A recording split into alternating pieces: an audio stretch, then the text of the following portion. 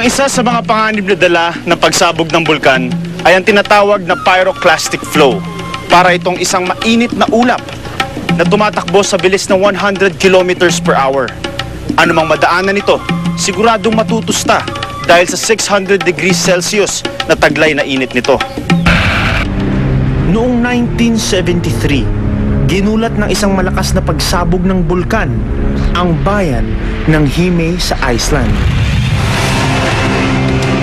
Habang patuloy ang pag-agos ng mainit na lava sa bayang ito, kaagad inilikas ang mga taong nakatira malapit sa paanan ng bulkan habang winawasak ng lava ang maraming kabahayan.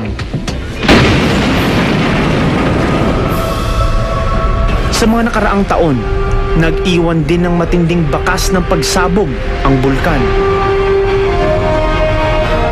Noong 1980s, halos 30,000 katao ang nasawi sa pagsabog ng bulkan.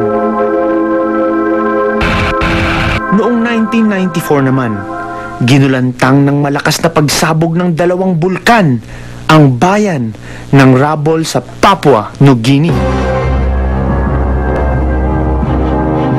Sa isang bulkan na kaapak ang isla ng Montserrat sa Caribbean Antilles. Ang matabang lupa at magandang tanawin nito ay nakakatulong sa mga residente rito.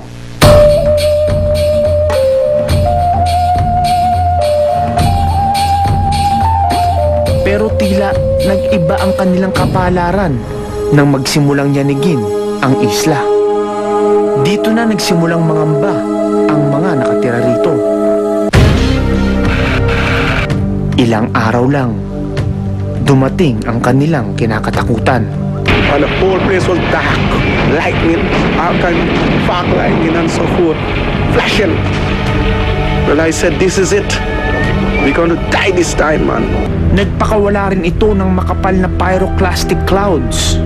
Dali-daling lumikas ang mga nakatira rito, gaya ni Oliver. Matapos ang ilang araw, makikita ang matinding bakas ng pagsabog. Nasira ang mga pananim, pati na rin ang dating magandang isla. Nang bumalik si Oliver sa Montserrat upang maglikas ng ilang kagamitan, mas tumindi ang panganib. Dahil anumang araw ay maaari umanong magbuga ulit ng lava ang bulkan. At hindi nga sila nagkamali. Muling pumutok ang bulkan at nagpakawala ng makapal na ash cloud.